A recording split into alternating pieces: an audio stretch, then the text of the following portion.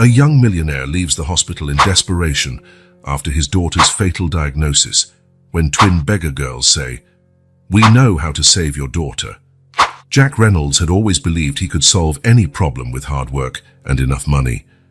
That was how he built his tech company from scratch until he became one of the most respected names in the market. That was how he lived his life. But now, sitting on the cold plastic chair in the hospital, facing the doctor in front of him, Jack realized that not all the money in the world could buy what he needed most.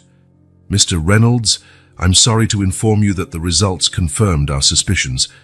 Sophie has Harrington syndrome." Jack squeezed his wife Claire's hand, who sobbed quietly at his side. He kept his face expressionless, just as he did in the toughest business meetings. "What exactly does that mean, Doctor? In simple terms." Dr. Miller adjusted his glasses and sighed. In his 30 years of pediatric neurology, this part never got any easier. It's a rare neurodegenerative disease. It affects the nervous system, causing progressive loss of motor and cognitive functions and, eventually— "How long?" Jack cut in, his voice betraying emotion for the first time. The doctor hesitated. "With this disease, it's hard to predict precisely. Maybe a year, maybe two." Claire covered her mouth with her hands. Jack felt as if the ground had disappeared beneath his feet. "There must be some treatment, some research, some specialist. I can take Sophie anywhere in the world, Doctor. Money is no object." Dr. Miller slowly shook his head. "Mr. Reynolds, I understand your reaction, but I need to be honest. There's no cure or effective treatment for Harrington syndrome. There are a few medications to relieve symptoms, but nothing that changes the course of the disease." Jack stood up abruptly. "That's not acceptable. There has to be something we can do. We recommend palliative care to ensure Sophie's maximum comfort. Our team can help you." "Palliative care?" Jack nearly shouted. "You're telling me to give up on my daughter? To just watch her die?" Claire stood as well, holding her husband's arm. "Jack, please." The doctor remained calm, accustomed to such reactions. "Mr. Reynolds, I'm not suggesting you give up.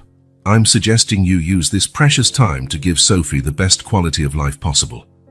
Jack stared at the doctor for a long moment. Then, without another word, he turned around and left the room. Sophie was in the hospital playroom, wearing her favorite blue dress, focused on putting together a puzzle with a nurse. Her red curls fell over her shoulders, and she wrinkled her nose in concentration, exactly like Claire did. Jack stopped at the door, watching his daughter. How could something so terrible be happening inside that perfect little body? How was it possible that behind that smile and those bright green eyes, an unyielding disease advanced? "Daddy!" Sophie exclaimed upon seeing him, standing up with a slight wobble that Jack now recognized as a symptom.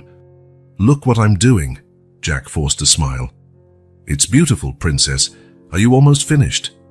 "Just a few pieces left. Nurse Lisa is helping me." Jack nodded to the nurse, who returned a gentle smile. She probably already knew the diagnosis. "Sophie, Mommy and I need to take you home now, but I haven't finished my puzzle," she protested. "We can buy the same one for you to finish at home." Sophie considered the suggestion. "Can I take Mr. Boots?" she asked, showing the teddy bear that kept her company in the hospital. "Of course you can, Princess." Claire appeared at the door, her eyes red but her face composed. "Shall we, my love? Daddy will get the car while we pack your things." Jack thanked his wife silently with a glance. He wouldn't be able to keep up the facade much longer. And the drive home was silent. Sophie fell asleep in the back seat, hugging Mr. Boots. Claire stared out the window, lost in thought. Jack drove mechanically, his hands gripping the steering wheel with unnecessary force. "What are we going to do?" Claire whispered at last. Jack kept his eyes on the road. "I don't know, but I'm not giving up on her. The doctors said—" "I know what they said," Jack interrupted, more harshly than he intended. He took a deep breath. "I'm sorry, but I can't accept that, Claire. I just can't." Claire reached out and touched her husband's arm. "I can't either, but we need to be realistic, for her sake." Jack shook his head. "There's an answer, there always is. I just need to find it." When they arrived home, a huge 3-story house in the suburbs, Jack carried Sophie, still asleep, inside. She felt so light, so small against his chest. How could he just accept that he would lose her? He took her to her room, decorated with glow-in-the-dark stars and shelves filled with books and toys. Claire removed her daughter's shoes and covered her with a princess comforter. "Good night, my love," she whispered, kissing Sophie's forehead. Jack stood in the doorway, watching. When Claire left, he stayed there, unable to move. Finally, he went downstairs and headed straight to his office, locking the door behind him. He picked up the phone and started dialing. "Hello, Peter. It's Jack. I need you to find every specialist in rare neurodegenerative diseases. Yes, now, I don't care if it's midnight. And I want information on any experimental treatment, anything. I don't care if it's not approved. Yes, anywhere in the world." He hung up and walked to the window, staring at the starry night outside. Somewhere, there had to be an answer. Someone who could save his daughter. And he would find that person, no matter the cost, because Jack Reynolds always got what he wanted. Always. Except this time, he was facing an enemy that couldn't be intimidated by money or power. An invisible enemy already rooted in Sophie's body. And for the first time in his life, Jack Reynolds felt real fear. 3 days had passed since the diagnosis, and Jack had barely slept. Sitting in his home office, he stared at his computer screen, his eyes red from exhaustion. Dozens of emails sent, countless phone calls made, and always the same answer. "We're sorry, Mr. Reynolds, but there is no effective treatment for Harrington syndrome." Claire walked into the office with a cup of coffee. "You need to rest," she said, placing the cup beside him. Jack rubbed his eyes. "I can't. Sophie doesn't have time for me to rest." "Jack, you won't be any use to her if you get sick, please." A child's laughter interrupted their conversation. Through the window, they could see Sophie playing in the yard with her nanny, Helena. She was trying to catch soap bubbles in the air, spinning and laughing. "She still doesn't know, does she?" Jack asked. Claire shook her head. "How do we explain something like this to a 5-year-old? Jack pushed his chair away from the desk. "I have an appointment with a specialist at Memorial Hospital. It's a long drive, but he has some experience with similar cases. Do you want me to go with you?" "No, stay with Sophie. I don't want her to notice something's wrong." Jack stood up, kissed his wife's forehead and grabbed his coat. "Don't wait for me for dinner." Memorial Hospital was larger and more modern than the first hospital where Sophie had been diagnosed. Jack parked his car in the garage and walked to the main entrance, watching the constant movement of doctors, nurses and patients. The appointment with Dr. Ramsey was brief and discouraging. The specialist confirmed the diagnosis and, although he mentioned a slightly different palliative care protocol, the message was the same. There was no cure. Jack left the office feeling the weight of the world on his shoulders. In the elevator, a mother held a crying baby who wouldn't stop fussing. She looked exhausted, and Jack felt a silent connection with her, two parents facing battles they never imagined they would have to fight. Upon reaching the ground floor, Jack decided to leave through a side entrance to avoid the crowd at the main door. That was when he saw them for the first time. Two identical girls sat on a bench near the exit. Both had blonde hair in messy braids and wore worn but clean clothes. One held a small sign that read, "Please help. We need food." Jack would usually walk right by, maybe leaving some spare change, but something about these girls made him stop. Maybe it was the fact that they looked about the same age as Sophie, or maybe it was just emotional exhaustion breaking down his defenses. He approached and pulled out his wallet. "Are you alone?" "Where are your parents?" he asked, extending some bills. The girls looked at each other, as if deciding whether to answer. Finally, the one holding the sign spoke. "Our grandpa takes care of us, but he's sick today. Thank you, sir." She took the money with a small hand that Jack noticed had a slight tremor, an odd detail for such a young child. "Shouldn't you be in school?" The other girl replied this time. "We can't go all the time and we have to help Grandpa." Jack felt a mix of pity and discomfort. They were clearly in a precarious situation.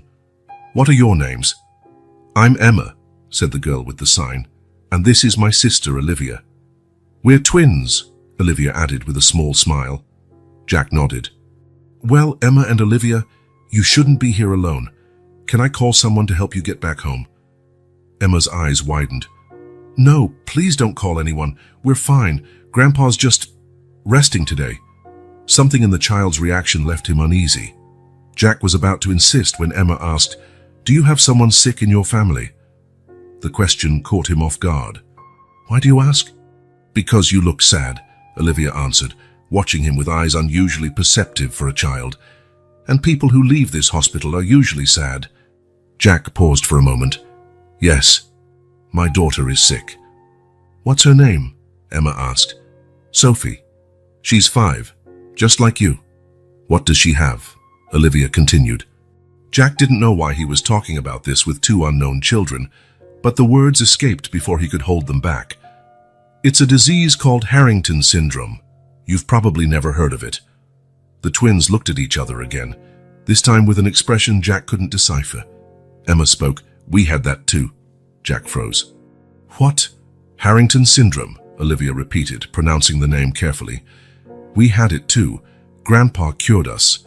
Jack felt a chill run down his spine. Impossible. These children couldn't know about such a rare disease, let alone claim they'd had it. Look, I don't know who told you about this disease, but it's not something to joke about. It's very serious. We're not joking, Emma insisted. We had terrible leg pain. Sometimes we fell when we tried to run. And our hands shook, Olivia added, showing her own hand, which Jack again noticed had a subtle tremor. We couldn't hold our pencils in school, Emma went on. The other kids laughed at us. Jack felt his breathing quicken. These were Sophie's symptoms, ones that had yet to be publicly mentioned. How could these girls know? Who told you about this disease? Who is your grandpa?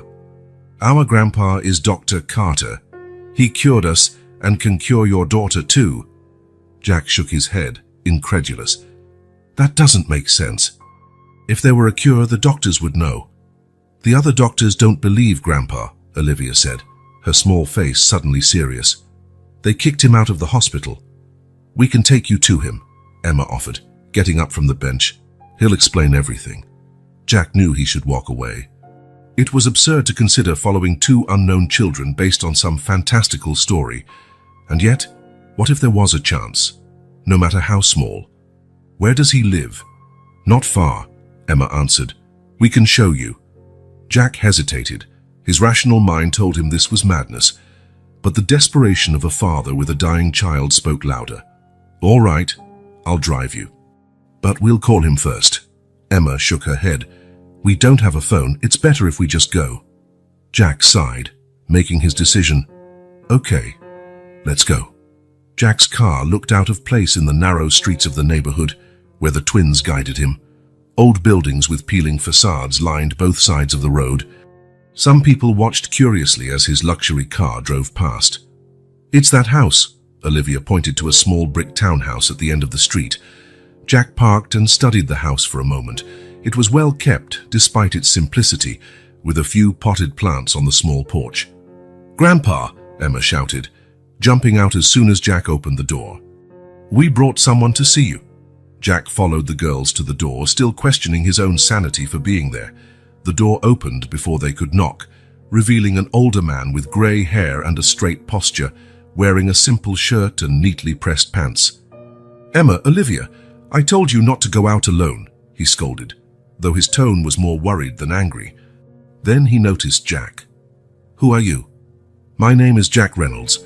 Your granddaughters told me something about a disease my daughter has. The man frowned and stepped outside, partially closing the door behind him. Emma, Olivia, go inside. I need to speak with this gentleman alone. The girls obeyed reluctantly, casting glances over their shoulders as they entered. Mr. Reynolds, I don't know what my granddaughters told you, but I apologize if they bothered you. They mentioned Harrington syndrome, Jack said bluntly, said you cured them, and that your name is Dr. Carter. The man stiffened noticeably, his blue eyes studying Jack with intensity. Those girls have vivid imaginations. I ask that... Please, Jack interrupted. My daughter Sophie is 5 and was diagnosed with this disease. The doctor said she doesn't have much time. If there's even a tiny possibility... Carter kept his face neutral, but Jack saw a flicker of recognition in his eyes. Come inside, he said finally, opening the door. Let's talk. The inside of the house was modest but tidy. Books filled every available shelf, many about medicine and biology. On one wall, Jack noticed framed diplomas and old photographs. "Dr. Benjamin Carter," Jack read on one of the diplomas. "So you really are a doctor?" "I was," Carter corrected, gesturing for Jack to sit in an armchair. "I lost my license 7 years ago." "Why?" Carter sat in front of Jack. "Because I tried to help children like your daughter, without waiting for the approvals that would have taken years." Jack leaned forward. "So it's true. You treated a case of Harrington syndrome?" "I did," Carter admitted. "My granddaughters, specifically." Jack glanced toward the door where the twins had disappeared. "How is that possible?" "Specialists say there's no cure. Those specialists are bound by what they learned and by what major pharmaceutical companies are willing to fund," Carter replied bitterly. "Harrington syndrome is too rare to justify research investment. Fewer than 200 documented cases in the world." "But you found something." Carter hesitated, as if deciding how much to reveal. "I developed a treatment protocol based on combining existing medications in a new way, along with a compound I synthesized. The results were promising." "Promising enough to cure your granddaughters?" Jack pressed. "Yes," Carter sighed. "But when I tried to move forward with clinical trials, I was blocked. They questioned my methods, my ethics. They said I was giving false hope. In the end, I lost everything: my license, my lab, my future." Jack processed this information, his heart pounding. "I don't understand. If you really discovered a cure, why didn't you fight harder?" "I did, Mr. Reynolds, for years, but without funding and credibility, I couldn't move forward. And then," he paused, his voice faltering slightly, "my daughter passed away 2 years ago. Cancer. She was Emma and Olivia's single mother. I took them in, but without a job and limited resources, we're barely getting by." The door opened and the twins re-entered quietly, as if sensing it was safe to come back. "Grandpa saved us," Emma said, moving closer to Carter. "He can save your daughter too." Carter placed a hand on his granddaughter's shoulder. "Emma, it's not that simple." "Yes, it is," Olivia insisted. "You still have the medicine in your lab downstairs." Jack looked at Carter in surprise. "You still produce the treatment?" Carter seemed uncomfortable. "Just enough to monitor the twins. Your daughter's case would require logistics, tests, adjustments." "Money is no object," Jack said immediately. "I can fund whatever's needed." "It's not just about money, Mr. Reynolds. What I'm suggesting isn't approved. Technically, I'd be practicing medicine without a license if I treat your daughter." Jack stood, his mind made up. "Doctor Carter, I'm asking for your help as a father, not as a patient seeking a licensed doctor. If there's any chance to save Sophie, I need to try." Carter studied Jack for a long moment, then looked at the twins, who gazed back at him hopefully. "I'd need to examine your daughter first," he said finally, "to see what stage the disease is in, which symptoms have manifested." Jack felt such intense relief that his knees almost gave way. "Thank you. Thank you, Dr. Carter." "Don't thank me yet," Carter warned. "I can't promise anything." Jack nodded, understanding the caution. He looked at the twins, now smiling, and felt a wave of gratitude for their approaching him on that hospital bench. "Will Sophie be our friend?" Emma asked, her voice full of hope. Jack smiled for the first time in days. "I'm sure she will." As they arranged the details for the first meeting, Jack couldn't shake the feeling that there was something almost magical about how the twins had appeared in his life at the precise moment of his greatest despair, as if fate and/or something beyond had intertwined their paths with an invisible thread. Jack was sitting in his office, the computer screen illuminating his tired face in the dim light of night.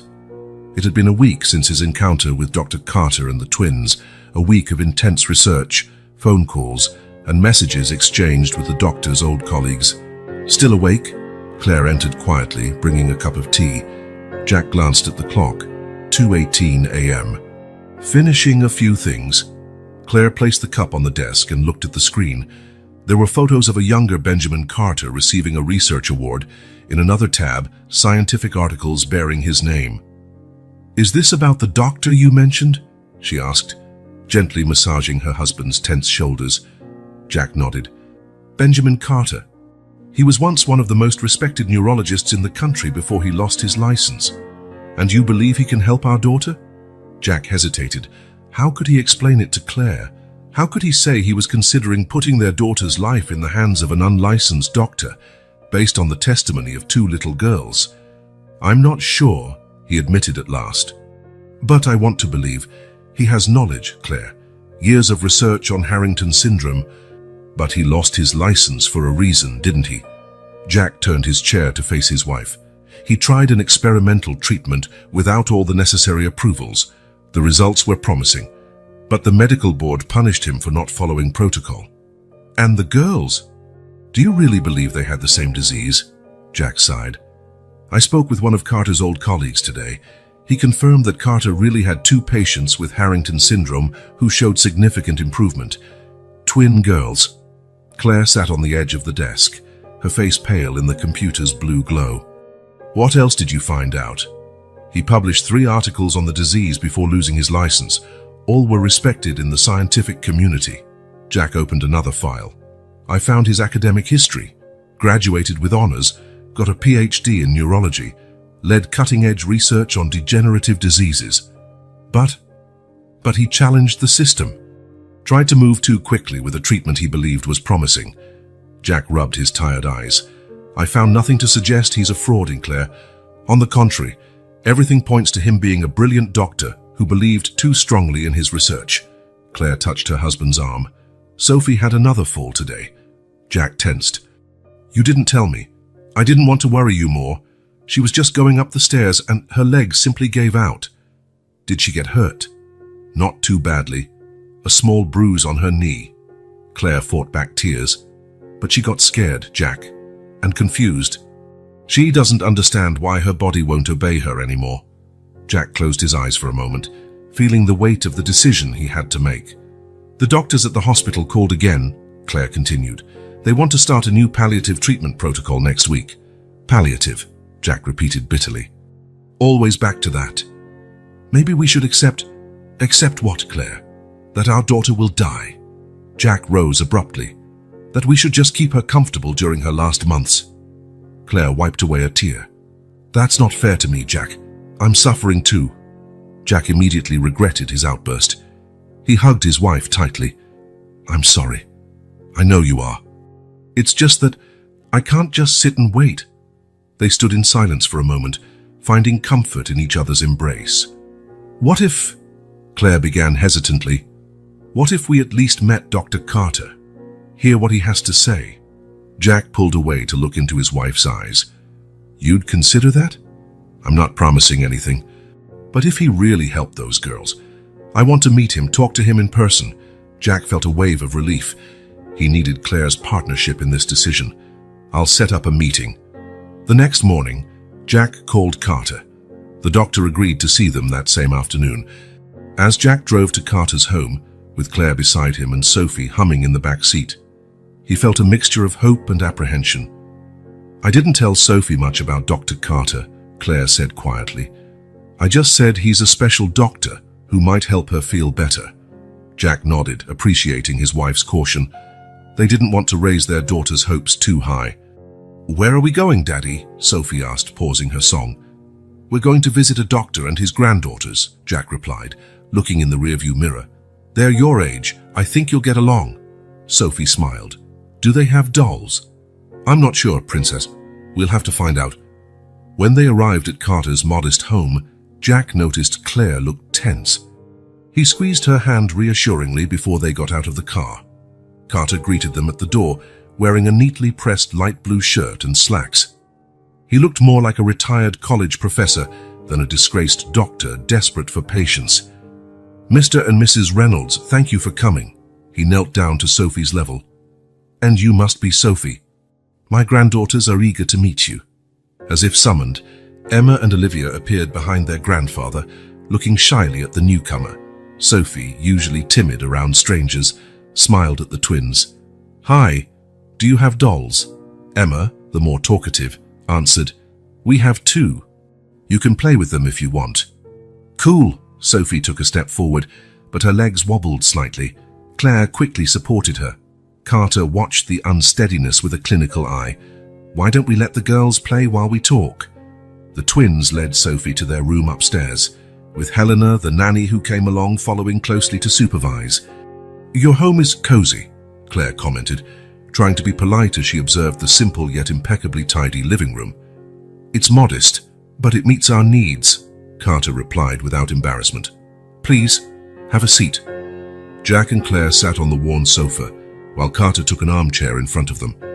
"Before we begin," Carter said, "I want to make it clear that I understand your reservations. Putting your daughter's health in the hands of an unlicensed doctor is not an easy decision." "So why should we?" Claire asked bluntly. Carter was not offended by her directness. "Because I have something no other doctor can offer, direct experience treating Harrington syndrome with positive results." "Your granddaughters," Jack noted. "Yes, they were diagnosed 3 years ago. The doctors gave the same prognosis they gave Sophie." "And how do we know they truly had the disease?" Claire questioned. "No offense, Doctor." "Carter, but we need more than just your word."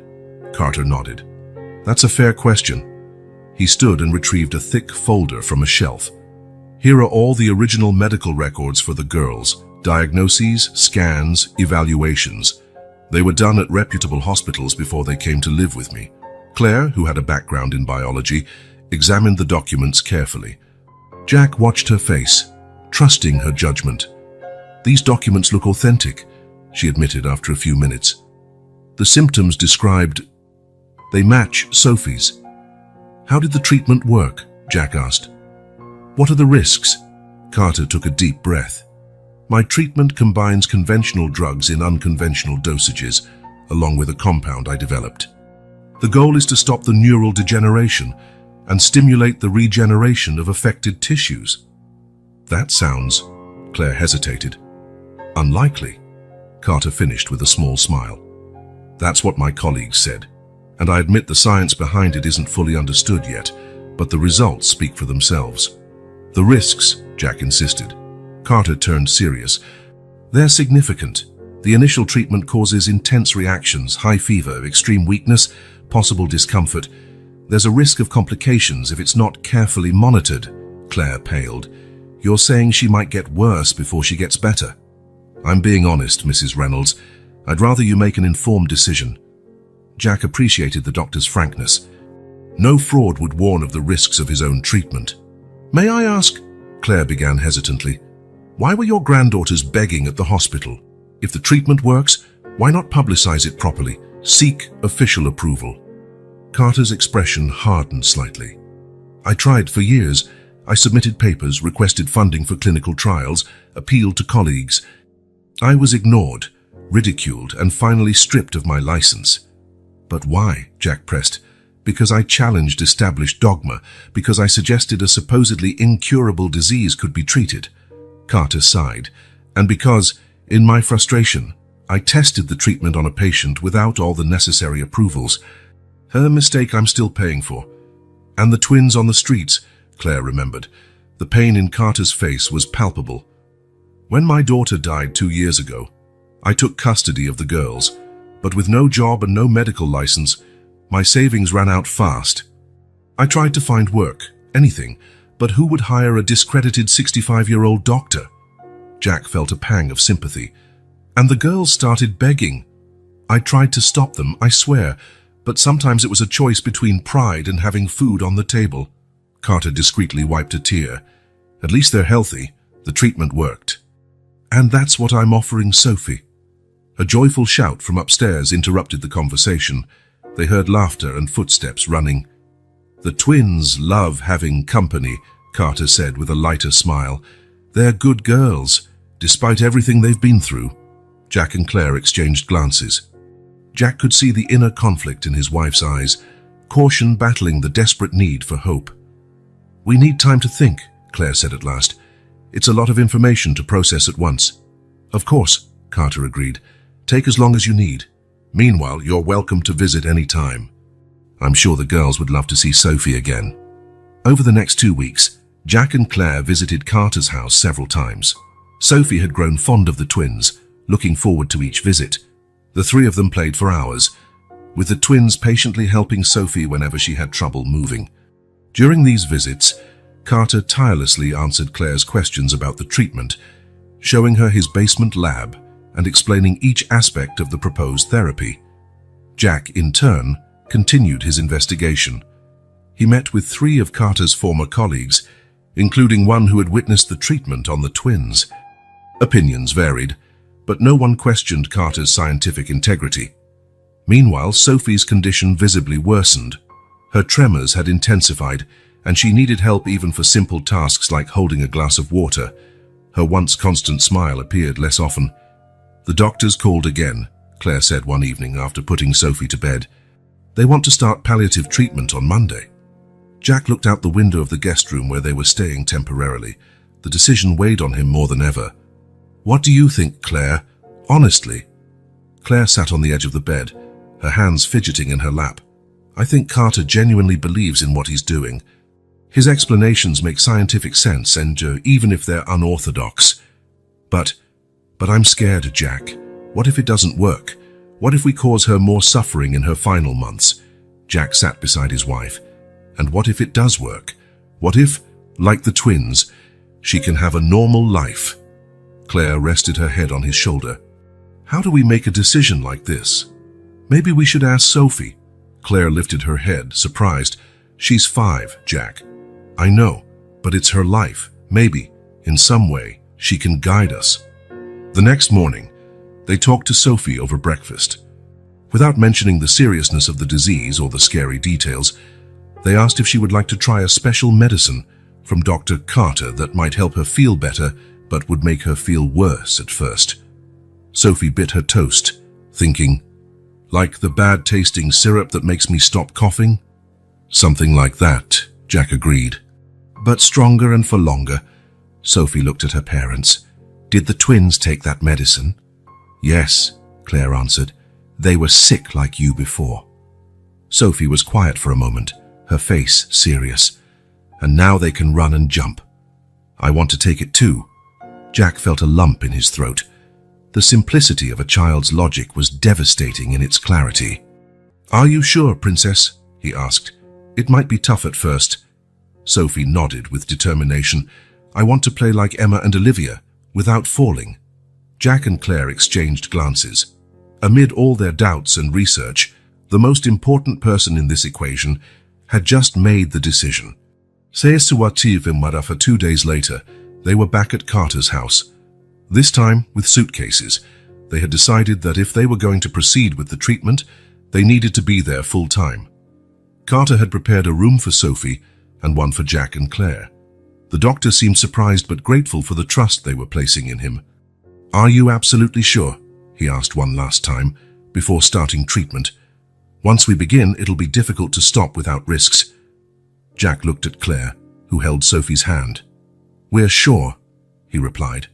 Carter prepared the first injection of the treatment, while kindly explaining to Sophie what would happen. The twins were there, holding the girl's other hand.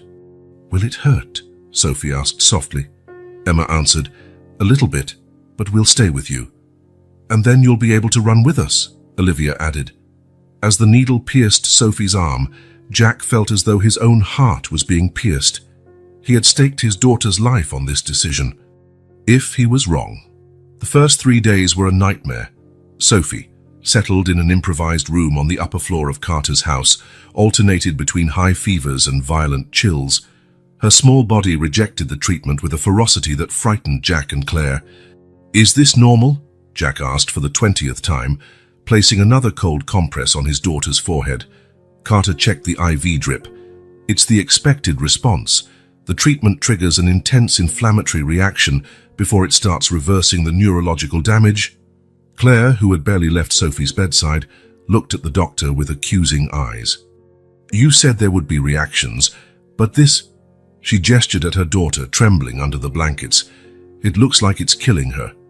"I know how it seems," Carter replied calmly, "but we have to trust the process. The twins went through this too. It was just as hard." As if summoned by mention, Emma and Olivia appeared at the door, holding colorful drawings. "We made these for Sophie," Emma said timidly, "for when she wakes up." Claire forced a smile. "Thank you, sweeties. I'm sure she'll love them." The girls approached the bed, watching Sophie with expressions too serious for their age. "It hurts a lot," Olivia said, her soft voice breaking the silence of the room. But then it gets better. You remember what it was like? Jack asked, surprised that children so young could recall complex medical treatment. Emma nodded. I cried a lot. Grandpa stayed up all night with me. And he sang to us, Olivia added with a small smile. Even though he's a bad singer. Carter cleared his throat, visibly embarrassed. They have selective memories. For the first time in days, Jack felt a genuine smile form on his lips. There was something deeply reassuring in hearing these children speak about their experience. It wasn't just the word of a doctor, it was living proof the treatment could work. On the fourth night, Jack woke with a start. He'd fallen asleep in the chair beside Sophie's bed. Claire was lying uncomfortably on the small sofa in the room. Their daughter's fever had reached dangerous levels hours earlier, and Carter had administered additional medication to control it. Jack checked Sophie's temperature and felt immense relief to find it lower. He touched his daughter's face gently. Her eyes opened, clearer and more lucid than they had been for days. "Daddy," she whispered. "I'm thirsty." Jack felt tears in his eyes as he helped Sophie drink water. "How are you feeling, Princess?" "Tired, but it doesn't hurt as much."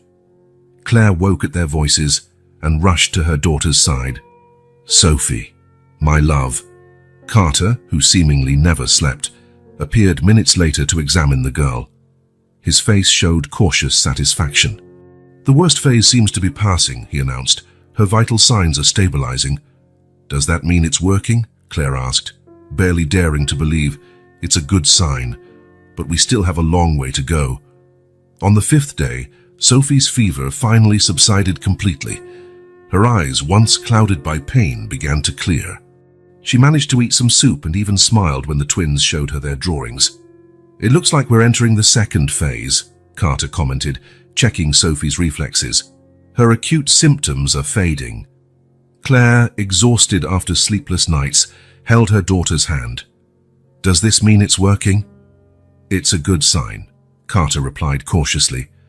"But we still have a long road ahead," Jack observed the doctor with growing respect. Throughout these days, Carter had worked tirelessly, adjusting dosages, monitoring vitals, explaining every step of the process. It was clear he understood the disease and his treatment deeply.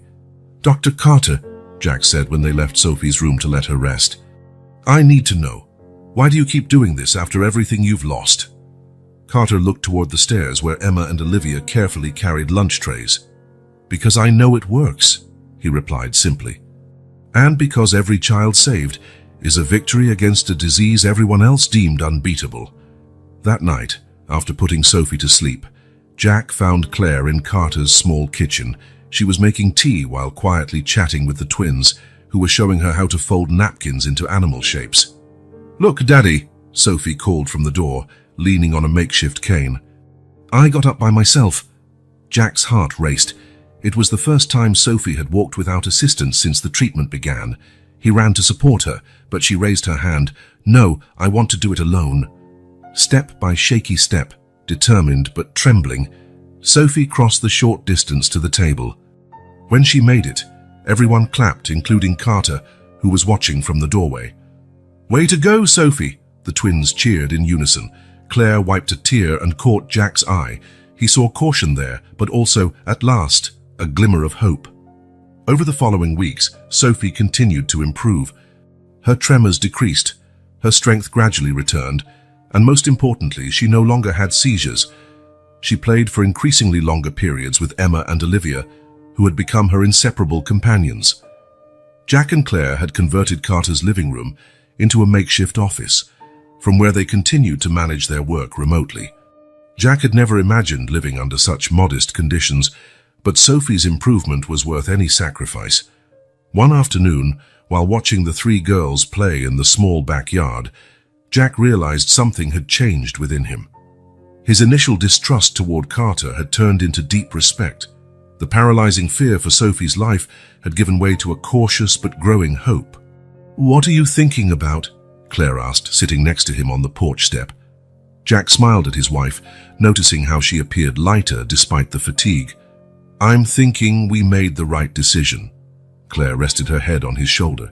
I'm still afraid, of getting my hopes up and believing too much and then... I know. Jack squeezed her hand. But look at her. Sophie chased a soap bubble, giggling when it burst on her nose. Her legs, once weak and unsteady, now supported her much more firmly. Emma approached them, her face as serious as always. Did you see? Sophie is running just like us now. We see that, dear, Claire replied, smiling at the girl. Thanks to your grandpa and the two of you. Emma shook her head. We only helped a little. Grandpa made the magic medicine. Magic medicine, huh? Jack grinned. That's a good name for it. Is Sophie going to stay with us forever? Emma asked, her big eyes full of hope. Jack and Claire exchanged a look. They hadn't thought much beyond the treatment, focusing only on Sophie's recovery. Eventually, they would have to return to their house, their lives. Not forever, Emma, Jack answered kindly. But you'll always be friends, family, even. The girl seemed satisfied with the answer and ran back to the others. Family, Claire repeated thoughtfully. It's strange how everything happened, isn't it? If you hadn't found the twins that day. Jack nodded, a shiver running through him at how close they'd been to accepting that fatal diagnosis. Sometimes I think it was more than coincidence. Like what? Jack watched the three girls, so different yet so connected. Sophie with her red hair and freckles like Claire's. Emma and Olivia, blonde with clear eyes like their grandfather. Three children brought together by a terrible disease and by the hope of defeating it. Like an invisible thread, he answered finally. Something that tied us together when we needed it most. Claire smiled, and for the first time in weeks, Jack saw not just hope in her eyes, but true happiness. Whatever it was, she said, I'm grateful for it. In the distance, the sun began to set, casting golden rays over the small yard where three girls danced in circles, their laughter echoing like the sweetest music. Jack observed how Sophie now moved with greater confidence, her steps almost as steady as the twins. There was still a long road ahead, he knew that. The treatment would need to continue for months before they could be sure of its lasting effectiveness. There would be difficult days, maybe setbacks. But for the first time since the devastating diagnosis, Jack allowed himself to fully believe his daughter would have a future. In his pocket was Dr. Miller's card, the neurologist who had initially diagnosed Sophie. Jack had promised himself that when he had enough evidence of Sophie's recovery, he would contact the doctor, not for revenge or to prove he was right, but so other children could have the same chance. Because the real miracle wasn't just Sophie's recovery, as extraordinary as it was, but the knowledge that Harrington syndrome wasn't unbeatable. And that knowledge, like the invisible thread that had bound their lives to Carter's and the twins, deserved to be shared with the world. Sophie slept peacefully in the guest room at Carter's house. Her serene face no longer showed the signs of suffering from the previous weeks. Jack watched her from the doorway for a moment, amazed by her recovery. The tremors had almost disappeared, and she could walk, even run, with the twins for short periods. Confident that his daughter was safe, Jack grabbed his coat and car keys. It was time to learn the whole truth about Benjamin Carter. Are you sure you want to do this alone? Claire asked, adjusting his collar. Yes. I think I'll get more information if it's just me. Jack kissed his wife's forehead. Stay with Sophie. I'll be back before dinner. Reynolds University Hospital was 2 hours away. It was an imposing concrete and glass building, very different from the cozy atmosphere of Carter's home. Jack parked and checked his phone to confirm the name and floor of the man he'd come to meet. Dr. Howard Mitchell, director of the neurology department, had worked with Carter for over a decade. He agreed to meet Jack after several insistent phone calls. The receptionist led Jack to a conference room on the 5th floor. Mitchell was already waiting, a stocky man with graying hair and a cautious expression. Mr. Reynolds, he greeted formally. I must say I was surprised by your interest in Benjamin Carter. Jack shook his offered hand. Thank you for seeing me, Dr. Mitchell. As I explained over the phone, I'm investigating Dr. Carter's work. Mitchell pointed to a chair. Please, I hope you understand there are certain limits to what I can discuss. Jack nodded. I'm not asking you to violate any confidences. I just want to understand what really happened. Mitchell studied Jack for a moment, as if deciding how much to reveal. Is your interest purely academic? No, Jack answered honestly. It's personal. My daughter Sophie has Harrington syndrome. Mitchell's expression softened. I'm very sorry, it's a terrible condition. And doctor, Carter is treating her. Mitchell stiffened. Mr. Reynolds, I have to warn you that Benjamin Carter no longer has a medical license. If he's practicing medicine... I'm fully aware of the situation, Jack interrupted. I just want to know if he lost his license because he was incompetent or dangerous, or for other reasons. Mitchell sighed, leaning back in his chair. Benjamin was always brilliant, maybe too brilliant for his own good. What does that mean? It means he saw solutions where others only saw dead ends. Harrington syndrome was his obsession. When the twins were admitted, Mitchell paused, realizing he might have said too much. We're talking about Emma and Olivia, Jack confirmed. I know they're his granddaughters and we're patients here. Mitchell looked relieved he didn't have to hide that fact. Yes, it was a tragic case. Benjamin had already lost his oldest son to the same disease years earlier. When the twins were diagnosed, he intensified his research and developed a treatment. He developed an experimental approach. Yes. Initial lab results were promising, but he needed approval for clinical trials, which he didn't get. Mitchell ran a hand through his graying hair. The ethics committee deemed the risks too high. The approval process would have taken years, which the girls didn't have. So he went ahead without approval, Jack concluded. Exactly. He started treating the twins in secret, using the hospital facilities after hours. Mitchell shook his head. When we found out, the treatment was already in progress. And it worked. Mitchell hesitated. The girls showed significant improvement, yes. But Benjamin violated a dozen protocols, used hospital equipment without authorization, and falsified records to cover up what he was doing. Did he put the patients at risk? Not out of negligence, if that's what you're asking. Benjamin was always meticulous in his work. The problem was his haste and disregard for established protocols. Jack absorbed the information. It was exactly what he suspected. Carter wasn't a fraud or a careless doctor, just a desperate grandfather who took extreme measures to save his granddaughters. Why didn't the hospital reconsider its stance after the girls improved? The treatment clearly had merit. Mitchell looked uncomfortable. There were pressures. The board was divided. Some wanted to give Benjamin a second chance. Others feared the legal repercussions of endorsing a treatment that sidestepped the system. Pressures from whom? Pharmaceutical companies. Mainly. Benjamin's treatment used existing drugs in a new combination, plus a compound he developed. There wasn't much profit to be made from it. Jack felt anger rising within him. So they let a promising treatment for a fatal disease be buried by politics and greed. Mitchell did not respond directly. Instead, he opened a drawer and took out a thin folder. This is a copy of the original report on Benjamin's work. I technically shouldn't share it, but maybe it will help you understand better. Jack took the folder, surprised at the gesture. Not everyone agreed with what happened to Benjamin, Mitchell continued quietly. Some of us still believe his work deserved more consideration. Is there any chance he could get his license back? Mitchell thought for a moment. It would be difficult, but not impossible. He'd need fresh evidence, proper documentation of successful cases, and support from respected colleagues in the field. Jack placed the folder in his briefcase.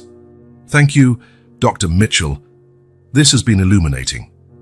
As Jack stood to leave, Mitchell added, How is your daughter doing, Mr. Reynolds? Jack smiled for the first time since entering the hospital. She's improving every day. Mitchell nodded, a complex expression on his face. If it's convenient, I'd like to hear more about her case at some point. Jack caught the unspoken message. I'm documenting everything. Daily records, videos, test results. Once we've completed the treatment, I'll be happy to share. Please do. Mitchell extended his hand. And tell Benjamin that Howard sends his regards. Driving back to Carter's house, Jack couldn't stop thinking about all he'd learned. The injustice done to Carter infuriated him, but he also saw an opportunity. If Sophie continued to improve, if he could document the treatment thoroughly, maybe he could help Carter regain not only his license, but also his reputation. And maybe, just maybe, other children with Harrington syndrome could be saved as well. When he arrived back at Carter's house, he found Sophie in the yard with the twins, building a castle out of colorful blocks. Her hands, which a few weeks earlier could barely hold a spoon, now stacked blocks with growing accuracy. Jack smiled, realizing that he had found not just a cure for his daughter, but a cause worth fighting for. 3 months had passed since the start of the treatment. Winter had turned to spring, and with it came the most evident signs of Sophie's recovery. It was a Saturday morning when Jack woke to the sound of laughter coming from the yard. He got out of bed without waking Claire, who was still sound asleep, and walked to the window. What he saw made his heart race. Sophie was running on the grass, chasing Emma and Olivia in a lively game of tag. Her movements were fluid and coordinated, without any sign of the imbalance or tremor that once plagued her. When Sophie caught Olivia, she jumped with joy, something she never would have managed months ago. Jack hurried downstairs, still in his pajamas, and stepped into the yard. Carter sat on a chair on the porch, watching the girls with a serene smile. "Good morning," the doctor greeted, offering Jack a cup of coffee. "So did you sleep well?" Jack took the coffee, not taking his eyes off his daughter. "Carter, look at her." "I'm looking," he replied calmly. "Last night I ran the final tests while you and Claire were resting. You should see the results for yourself." Carter handed Jack a folder with scans. Even for someone without advanced medical knowledge, the images were clear. The areas of neural degeneration that once appeared as dark spots on Sophie's early scans now showed normal activity. "Does this mean what I think it means?" Jack asked, his voice cracking. Carter nodded, allowing himself a rare moment of satisfaction. "Sophie is cured, Jack. Completely cured." Jack felt his legs buckle and sat down beside Carter. "Are you absolutely sure?" "As sure as science lets us be. Her neurological markers are normal, her motor coordination is perfect, her reflexes are all normal." Carter sipped his coffee. "We'll keep monitoring, of course, and she'll need a few maintenance doses in the coming months. But for all intents and purposes," he paused, "your daughter has beaten Harrington syndrome." "Daddy," Sophie called out upon noticing him on the porch, "look what I can do." Jack watched in awe as Sophie did a somersault on the grass, something she hadn't been able to do even before the disease. "That's amazing, Princess," he replied, struggling against tears. Sophie ran up to him, her red curls bouncing, her cheeks flushed with health. "Emma's teaching me how to do a cartwheel too. Wanna see?" "Later, honey. Finish playing." Sophie kissed her father's cheek and ran back to her friends. Jack noticed how the three girls interacted, finishing each other's sentences, sometimes communicating with just a glance, as though they had a secret language only they understood. "They've become inseparable," Carter remarked, watching the children. "I've never seen Emma and Olivia so happy." "Nor Sophie," Jack agreed. "It's like they've been sisters their whole lives." At that moment, Claire appeared at the door, still looking sleepy. "What did I miss?" Jack stood and embraced his wife, whispering in her ear, "We've got our daughter back, Claire, completely." Claire looked at Sophie playing, then at Carter, who confirmed with a nod. Tears started streaming down her face. "Thank you," she said simply, sitting next to Carter and holding his hand. "There aren't enough words, but thank you." That night, after the girls were asleep, the adults gathered in the living room. Jack poured wine for the three of them, a rare treat in Carter's modest home. "A toast," he proposed, raising his glass. "To Sophie's cure." "To Sophie's cure," Carter and Claire repeated. After a few moments of comfortable silence, Jack set his glass on the table. "I've been thinking, Carter, what happens now?"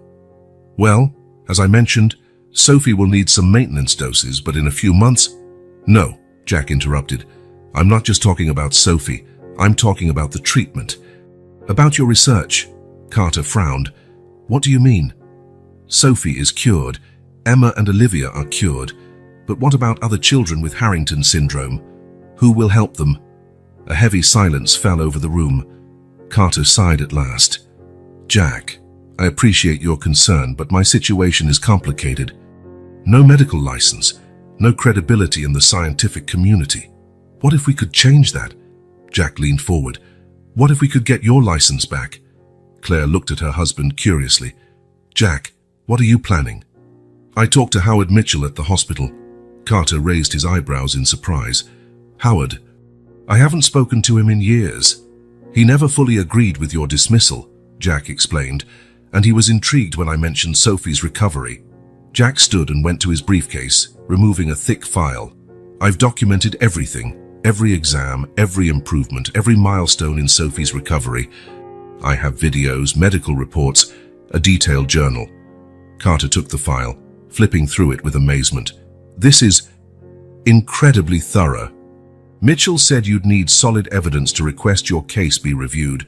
I'm giving you that evidence. Carter closed the file, visibly moved. Jack, I don't know what to say.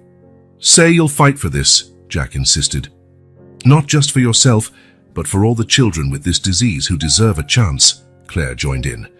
Jack's right, Dr. Carter. What you did for Sophie, other families deserve that same hope. Carter looked at the file in his hands, decades of work and sacrifice culminating in this moment. You realize it'll be an uphill battle, right?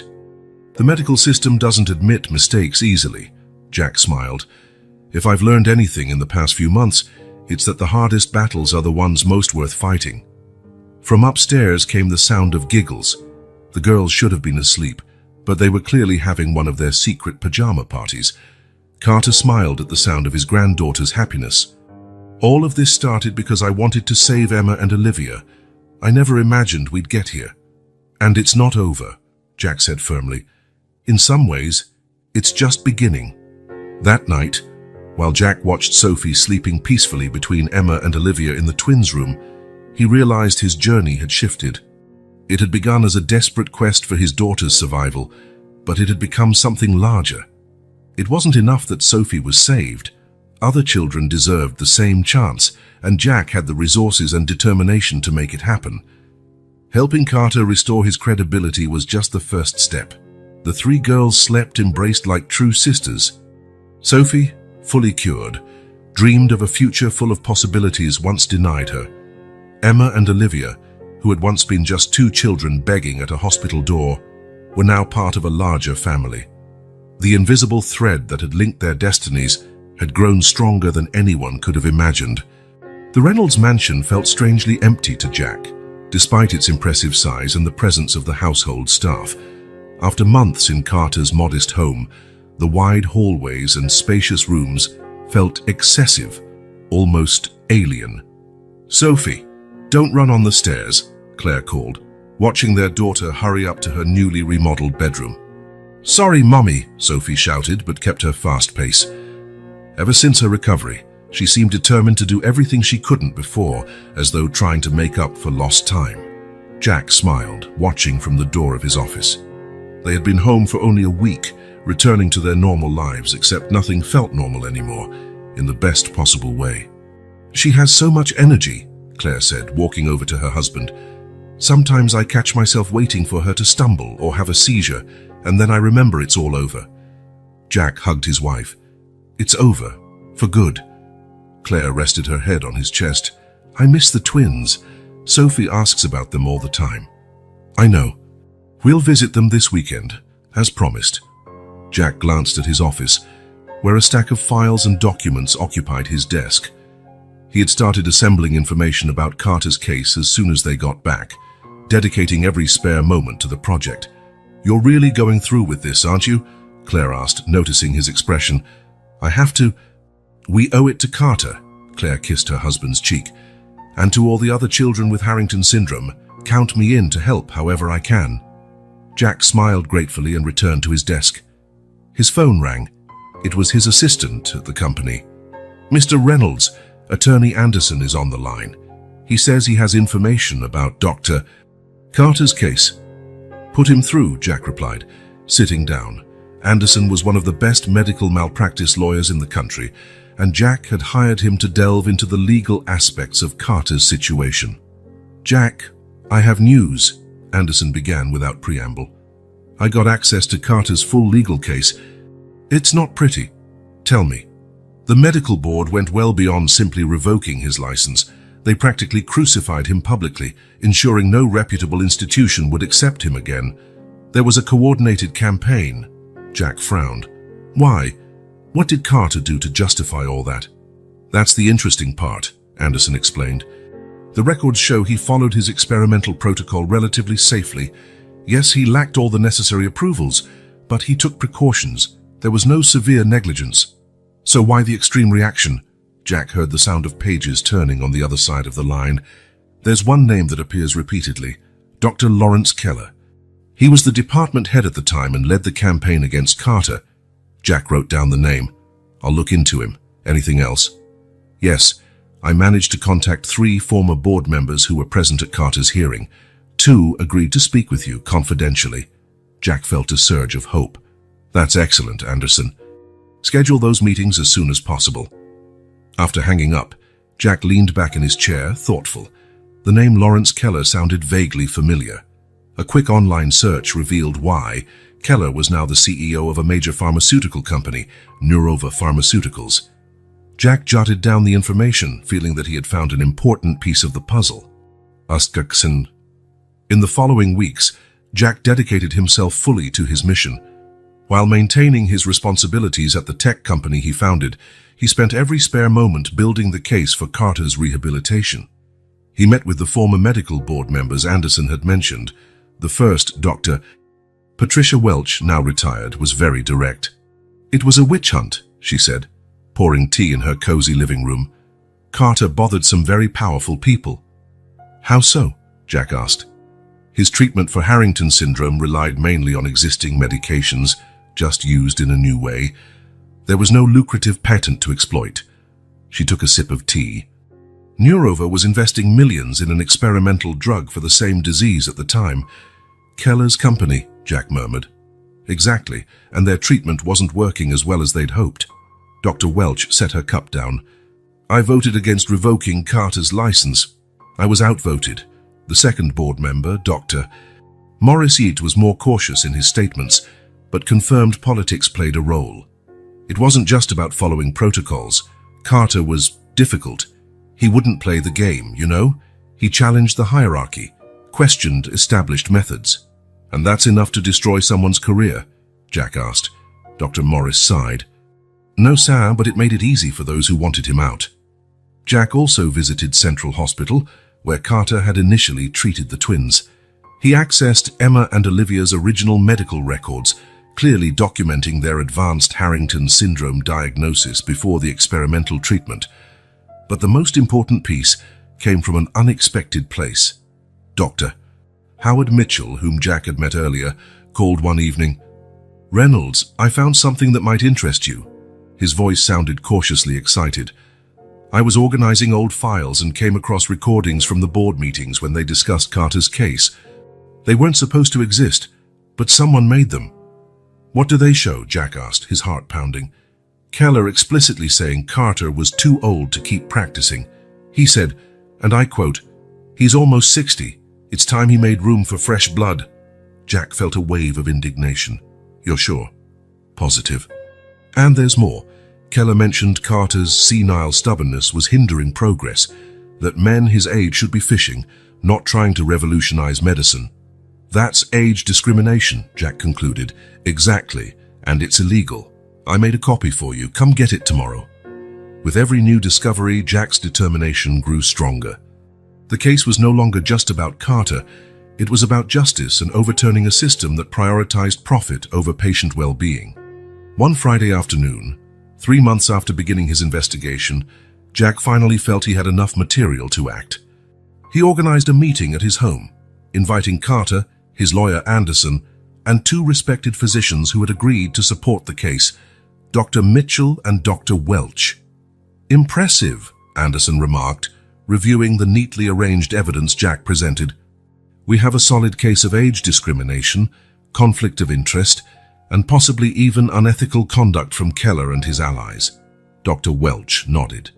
The treatment itself also has undeniable scientific merit. I've reviewed Sophie's and the twins' results. A complete remission of the disease is, well, revolutionary. Carter, sitting quietly in a corner, looked overwhelmed. I don't know what to say, Jack. You did all this in so little time? And we're not done, Jack responded. We'll formally request a review of your case by the National Medical Board, Anderson has already prepared the petition. I have to warn you, Anderson interjected. They'll probably resist at first. It means admitting a serious mistake made years ago. Let them resist, Jack declared firmly. We have the truth on our side. The group discussed strategies late into the night. They decided not only to file the review request, but also to submit a detailed paper on Carter's treatment to a major medical journal. When everyone left, Carter stayed. The twins had come for a sleepover with Sophie and would stay until the next day. Jack, Carter said as the host walked him to the door. Why are you doing all this? You already have your daughter back, healthy. You could just move on with your life. Jack considered the question for a moment. When Sophie was sick, I would have given anything for a cure. We were lucky enough to find you. But what about the other parents? Those who are sitting in doctors' offices right now, being told there's no hope for their children? Carter nodded, understanding. Besides, Jack continued, I've learned something important through all of this. Sometimes the system fails. And when that happens, those who can do something about it should act. Carter shook Jack's hand firmly. Well, I'm grateful you're one of those who both can and want to act. But the National Medical Board's reaction was exactly as Anderson had predicted, immediate resistance. Their initial response was brief and formal. Upon preliminary analysis, we find no grounds to reconsider Dr. Benjamin Carter's case. Jack wasn't discouraged. With Anderson's help, he filed a formal appeal, attaching all the collected evidence, including the incriminating recordings provided by Mitchell. Simultaneously, Carter's paper on the treatment was submitted to the prestigious Journal of Neurological Research. To boost their chances, they listed as co-authors 3 respected neurologists who had reviewed and validated the methodology. The strategy began paying off when the journal accepted the article for publication, pending minor revisions. That gave the case the scientific credibility they needed to be taken seriously. The big breakthrough came when an investigative journalist from The Guardian, tipped off anonymously, which Jack strongly suspected was Dr. Welch, published a detailed report on the case. Titled The Silenced Doctor, How the Pharmaceutical Industry Buried a Cure, the expose caused a stir. Jack's phone wouldn't stop ringing. Reporters, other doctors, and most importantly, parents of children with Harrington syndrome all wanted to learn more about Carter's treatment. With mounting public pressure, the National Medical Board finally yielded. They sent a formal notice. In light of newly presented evidence, the board has agreed to conduct a full hearing to reconsider Dr. Benjamin Carter's case. A date was set for a month later. Jack and his team immediately intensified their preparations. We have to be flawless, Anderson emphasized during a strategy meeting. They'll look for any slip, any inconsistency to disqualify our case. And we'll need patience, Dr. Mitchell added. Sophie and the twins are powerful evidence, but if we could find other cases, Jack had already thought of that. Through the expose, he'd connected with 3 families whose children had the same disease. With his financial help and Carter's careful supervision, 2 of those kids had already begun treatment and were showing promising improvement. We'll have all that and more, Jack assured them. This hearing won't just be about Carter. It'll be a trial of the system itself. The day of the hearing arrived amid an atmosphere of tension and anticipation. The National Medical Board had moved the location to a larger auditorium due to the public interest in the case, an unprecedented move for such a hearing. Jack arrived early with his family. Sophie, wearing her best blue dress, seemed excited by all the attention, especially because she was reunited with Emma and Olivia. The 3 girls were inseparable, whispering and giggling together as if there were no tomorrow. Carter, however, looked nervous, constantly adjusting his tie. For a man who had faced public disgrace and years of isolation, being back in the spotlight was clearly unsettling. It'll be fine, Jack reassured him, straightening Carter's tie for him. Just tell the truth. That's all we need. The hearing began promptly at 9 a.m. The panel of 7 board members entered solemnly, led by Dr. Richard Harmon, the current chairman. Jack noticed that Lawrence Keller was not among them, a small triumph, since they'd managed to force his recusal due to obvious conflict of interest. Dr. Harmon opened the session with formality. We are gathered to reconsider the case of Dr. Benjamin Carter, whose medical license was revoked 7 years ago for violations of experimental protocol. The defense may begin. Anderson rose confidently. Thank you, Dr. Harmon.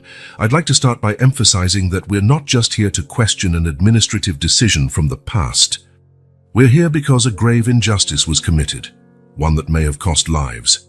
He then laid out the case methodically, starting with a review of the original facts, moving through the new evidence of age discrimination and conflict of interest, and ending with the results of Carter's treatment.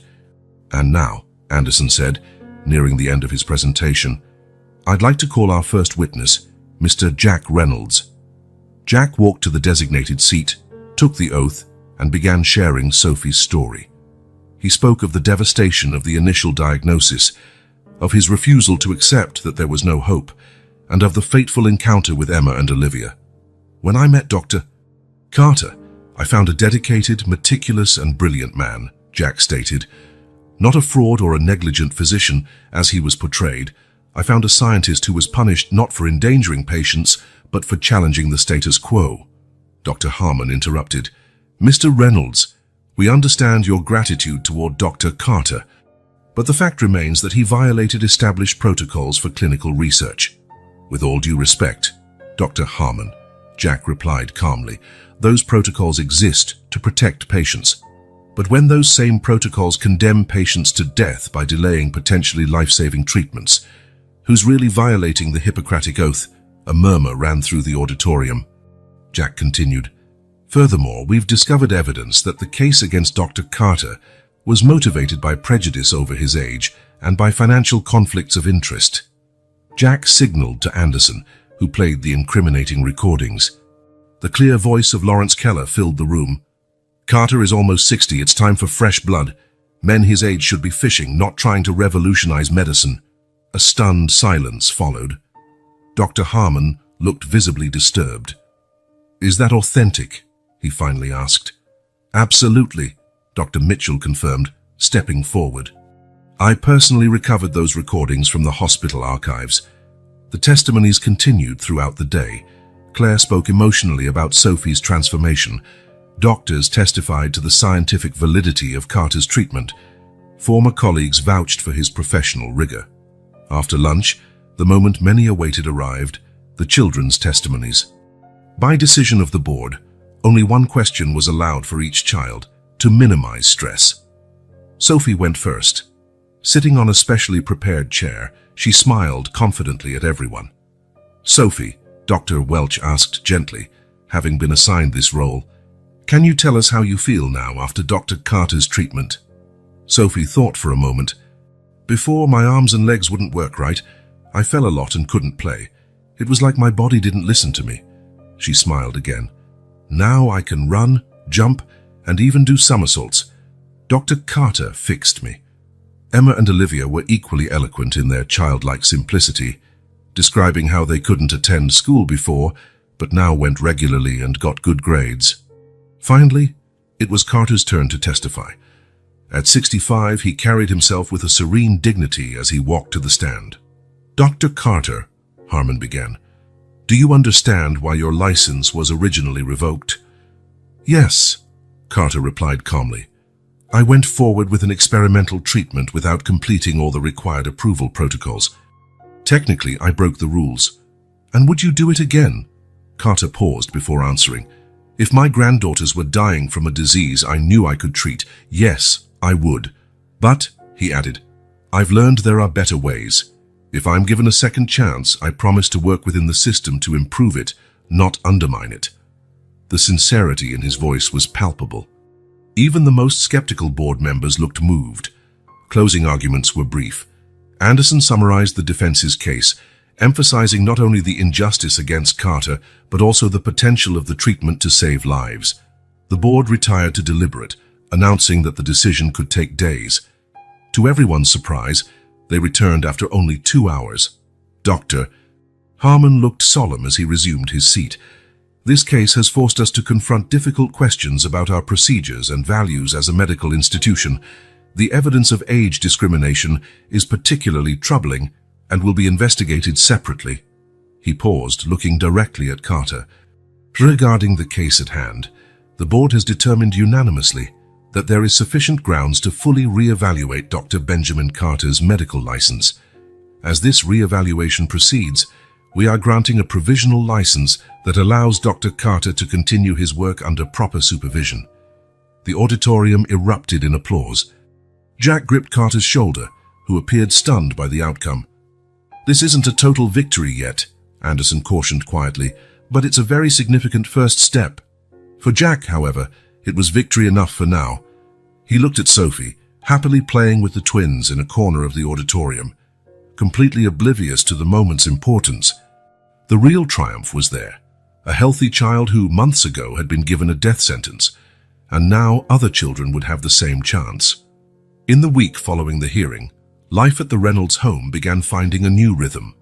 Jack had cut back his hours at the company to devote himself to Carter's case, working alongside Anderson to ensure the full review would permanently restore Carter's license.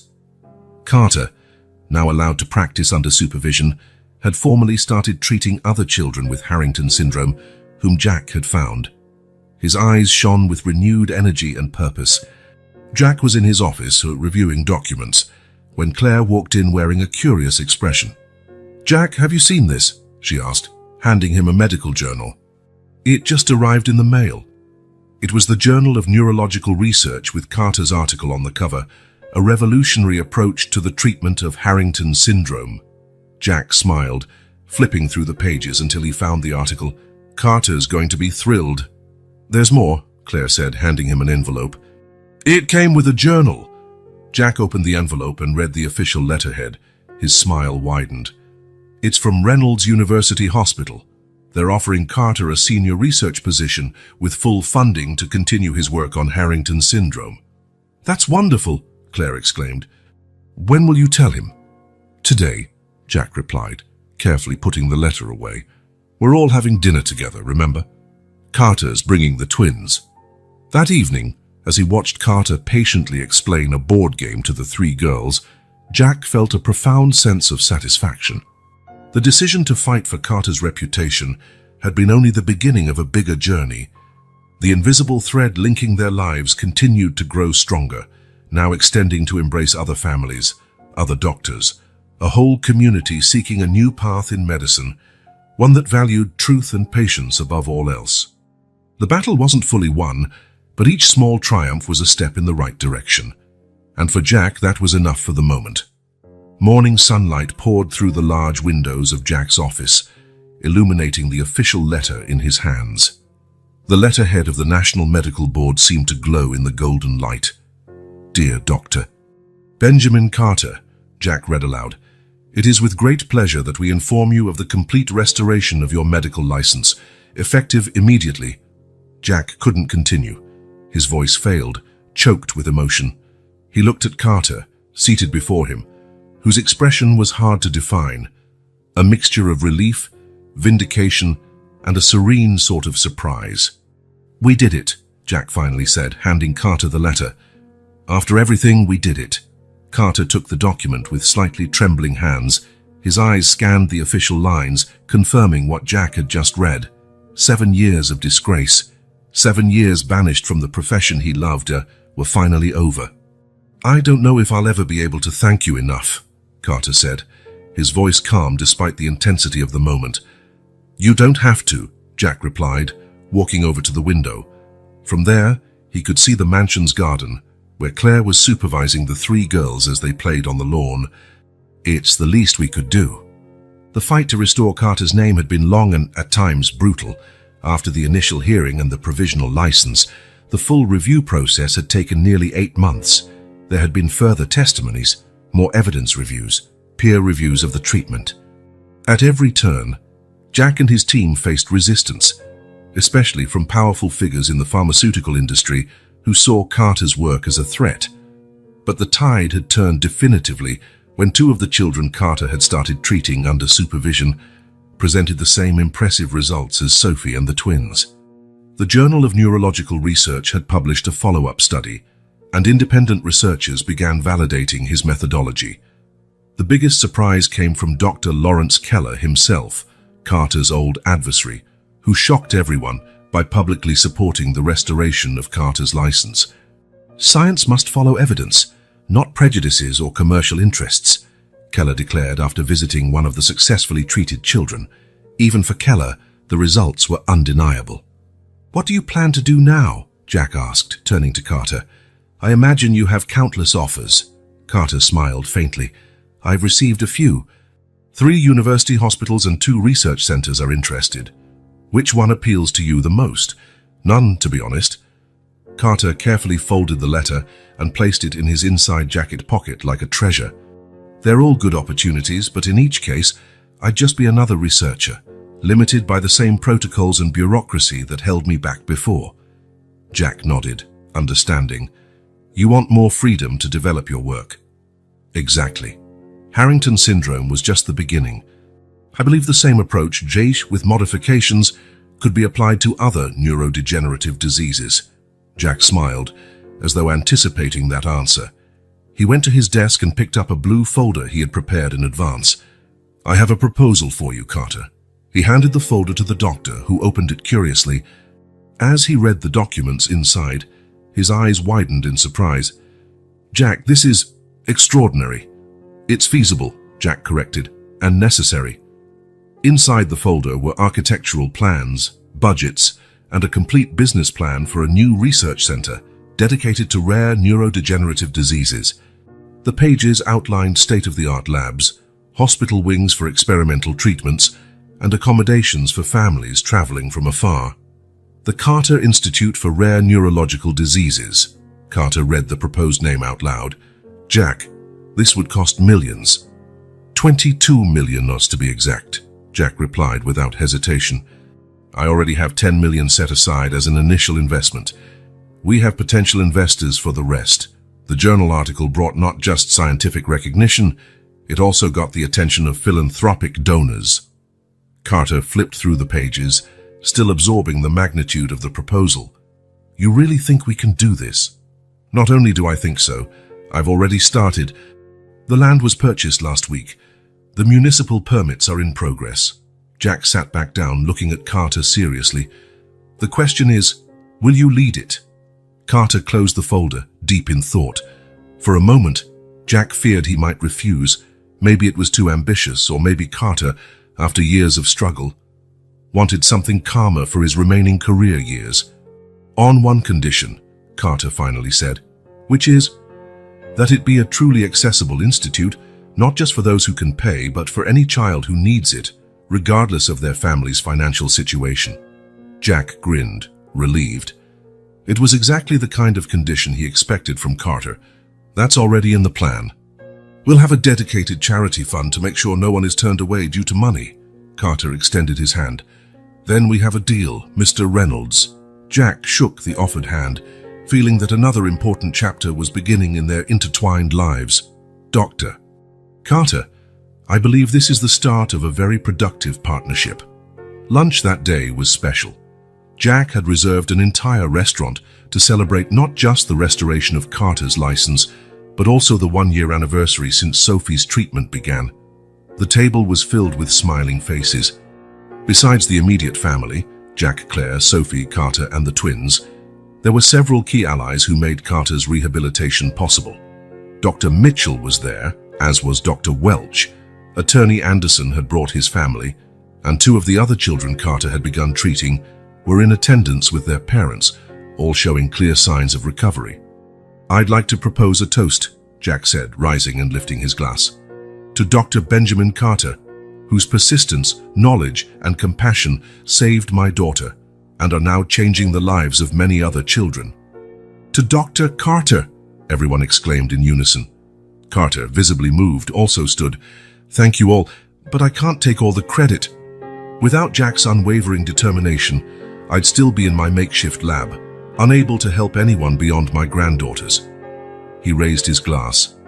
"To Jack Reynolds, who fought the system for his daughter's sake and, in the process, changed my world." As the toasts continued, Jack noticed how the 3 girls were absorbed in their own conversation at the corner of the table. Sophie, now 6, gestured animatedly while telling some school story. Emma and Olivia, always attentive, laughed at the right moments, occasionally adding their own comments. It was remarkable, Jack thought, how they had become inseparable. Even though they went to different schools, the twins still lived with Carter in his modest neighborhood, while Sophie attended a private school near the Reynolds mansion. They saw each other almost daily. Weekends alternated between Carter's house and the mansion, with the three acting as though they had been sisters since birth. "What are you thinking?" Claire asked, noticing his contemplative look. "How life can take unexpected turns," he replied, sipping his water.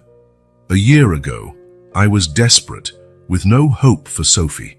Now, not only is she cured, but our world has expanded to include Carter and the girls."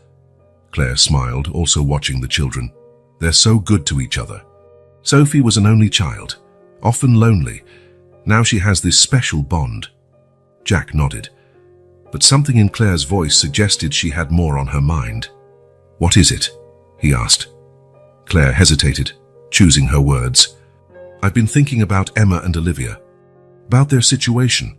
"What do you mean?" "Well, now that Carter will be directing that new institute, he's going to be even busier. The girls already spend so much time at our house, and they love being there." Jack understood immediately where Claire was going. The idea had crossed his mind as well. "You're suggesting we offer—" "I'm not saying we take them away from Carter," Claire clarified quickly. "He's their grandfather, and they love him. But maybe we could offer a more formal arrangement, a home with more space, more resources, more stability." Jack observed Carter, chatting animatedly with one of the doctors about future research possibilities. At 65, he had renewed energy, but raising two girls alone while running a research institute would be a huge challenge. "I'll talk to him," Jack decided. "Not today. Today is for celebration, but soon." The opportunity came 3 days later, when Jack and Carter were inspecting the land where the institute would be built. It was a large area on the outskirts of the city, with lots of green space and proximity to a major hospital complex. The architects had just left, leaving the two men alone with their visions for the future.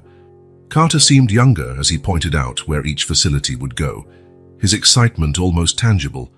"The main lab will be there, facing the lake. I've always believed a pleasant environment stimulates scientific thought," Carter said with a smile. "And here we'll have the pediatric wing, designed to be as little like a hospital as possible. I want the children to feel at home, not in a cold institution." "I was thinking of therapeutic gardens here," Jack suggested, indicating a spacious area. "A place where children can interact with nature during treatment." "Excellent idea. Recovery isn't just physical, but emotional too." Jack followed, admiring how Carter had embraced the project with such vigor. When they paused for a rest, sitting on a makeshift bench, Jack decided it was time. "Carter, there's something Claire and I wanted to discuss with you about Emma and Olivia." Carter's expression changed immediately, turning cautious. "What about them?"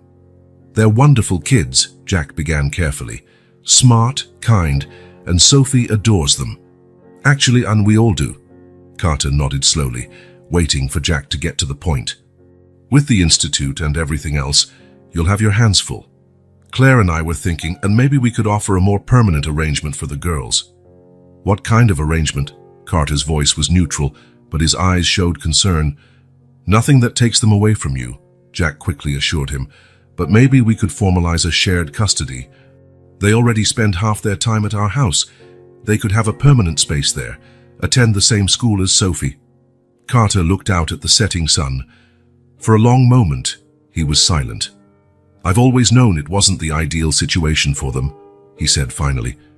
"An old man living in a small house without many resources, often too busy. Carter, you're an extraordinary grandfather.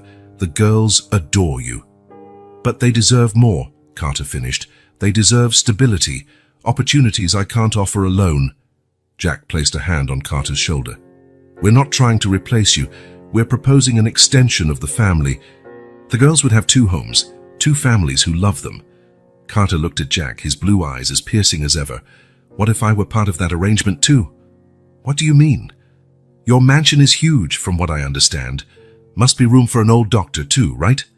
Jack hadn't expected that. "You want to live with us?" "Not permanently nor right away," Carter clarified. "But while the institute is being built, maybe we could give it a try. An annex, a guest house, anything would do. It would allow me to be close to the girls while I work on the project. Jack felt a smile forming. I think we just expanded our definition of family. The transition was surprisingly smooth. Carter's old house was sold, and the proceeds set aside for the twins' future. At the Reynolds property, a small cottage that once served as a guest house was renovated for Carter, giving him privacy when needed, but enough proximity to be involved in his granddaughters' lives. Emma and Olivia quickly adapted to their new school and loved their spacious rooms in the main mansion. For the girls, it was like gaining not just a sister in Sophie, but new parents in Jack and Claire. The shared custody papers were signed without fuss in a small private ceremony at the lawyer's office. Carter retained his rights as grandfather and legal guardian, but Jack and Claire became co-guardians, responsible for the girls' education and well-being. For all practical purposes, they formed an expanded family, bound by choice rather than just blood. Construction of the Carter Institute progressed quickly. Jack had hired the best construction team in the area, and the project was top priority. As the main financial partner, he could have interfered more, but he wisely left the medical and scientific decisions to Carter. It's your name on the building, Jack explained during a planning meeting. It should reflect your vision. Carter used that freedom to create something truly innovative. In addition to the research labs and treatment facilities, he insisted on large family areas, including accommodations for those who came from afar. Treatment doesn't work in isolation, he would say. Healing is more effective when the child is surrounded by love and support. 6 months after the move, the Carter Institute was nearly complete. The main structure was up, the labs were being equipped, and the first staffing decisions had been made. More importantly, the first group of patients, 5 children with Harrington syndrome at various stages, had been selected. The week before the official opening, Jack found Carter working late in his temporary office in the cottage. "Shouldn't you be resting?" Jack asked, bringing 2 cups of coffee. "The big day is the day after tomorrow," Carter smiled, accepting the cup. "I can't sleep. So many details to finalize." Jack sat in the chair across from him, studying the doctor. "Are you nervous?" "A little," Carter admitted. "It's a huge responsibility. So many families placing their hopes in us." "In you," Jack corrected. "I'm just the funder." Carter shook his head. "Don't diminish your role, Jack. None of this would exist without you." They drank their coffee in silence for a moment, appreciating the quiet of the night. "The girls have prepared a surprise for the opening," Jack said. "They and Sophie have been rehearsing in secret for weeks." Carter smiled. "They mentioned some kind of special performance, very hush-hush about it. Claire says it's some sort of play or musical. Apparently Sophie's calling the shots. As usual," Carter chuckled. Sophie had naturally taken on the leadership role among the trio, with her outgoing and energetic personality. Emma and Olivia didn't seem to mind. In fact, they welcomed her contagious enthusiasm. "They're so happy together," Jack observed. "It's as if they've always been sisters." "In a way they have," Carter said thoughtfully. "The disease connected them before they even met. They shared the same battle, the same journey to a cure," Jack nodded. "An invisible thread." "Exactly."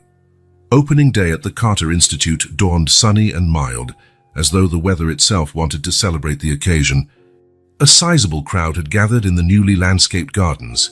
Doctors, researchers, donors, patient families, and journalists from various medical and scientific publications.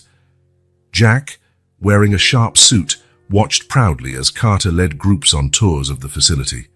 The doctor seemed rejuvenated, enthusiastically explaining every aspect of the institute that bore his name. "He seems 20 years younger," Claire commented, stepping up beside her husband. "A renewed sense of purpose will do that," Jack replied. "He's not just back in medicine, he's redefining it." The official ceremony was brief but moving.